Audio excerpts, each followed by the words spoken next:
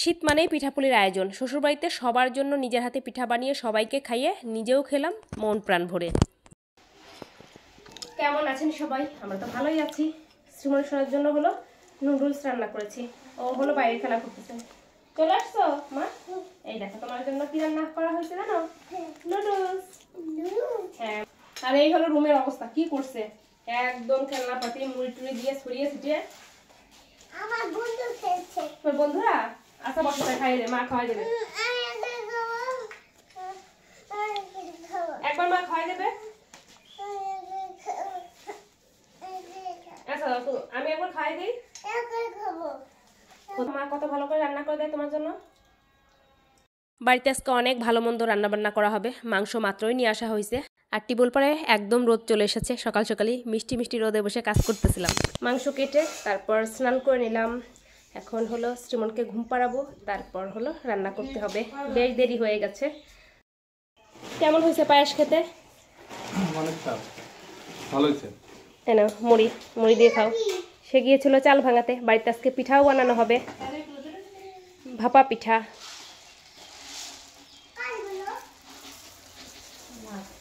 এই যে চাল ভাঙিয়ে নিয়ে আসছে, 2 রকমের, একটা সিদ্ধ চাল। মেয়েকে ঘুম পাড়ানোর দায়িত্বটা বাবাই নিয়েছে। যাই হোক, রান্নাবান্না করতে চলে আসলাম, তাড়াতাড়ি হয়ে যাবে। কারণ শ্রীমনকে ঘুম পাড়াতে গেলে ওই দেখা যায় 30 মিনিটেও হয় না, 40 মিনিট 1 ঘন্টাও হয়ে যায় মাঝে মধ্যে, তাও ঘুমায় না। তো মাংসটা রান্না করি। আর মার রান্নাবান্না অনেক কিছু হয়ে গেছে। বাড়িতে তো দেখা যায় নিরামিষ রান্না প্রতিদিনই হয়, পাশাপাশি আমিষ রান্নাও করতে হয়। এর জন্য প্রতিদিন 5 থেকে 6টা আইটেম রান্না করাই হয় বেশিরভাগ দিন।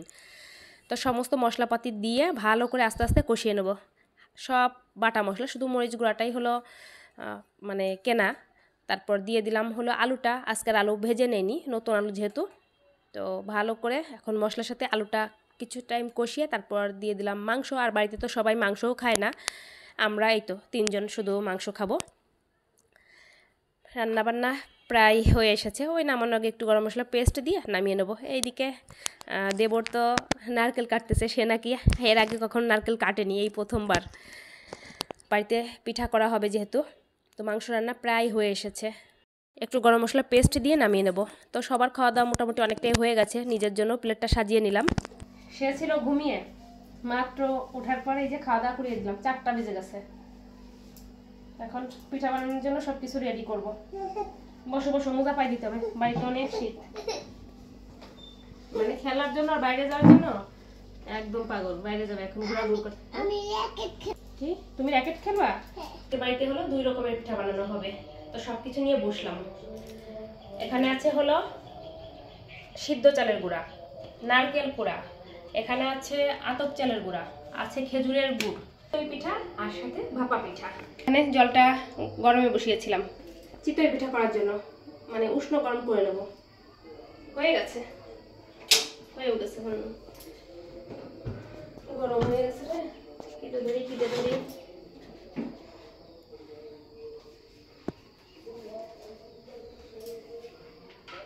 শেষ। প্রথমে হলো চিতই পিঠার জন্য ব্যাটারটা রেডি করব। এটা হলো সিদ্ধ চাল, সিদ্ধ চালের গুঁড়া।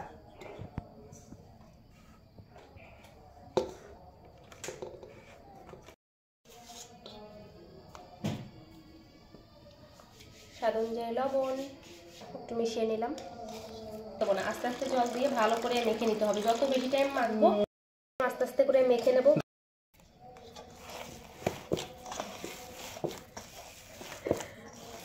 রেস্টে রেখে দিলে আরও ভালো হয়, 30 মিনিট 1 ঘন্টা এরকম, হাতে যেমন সময় থাকে।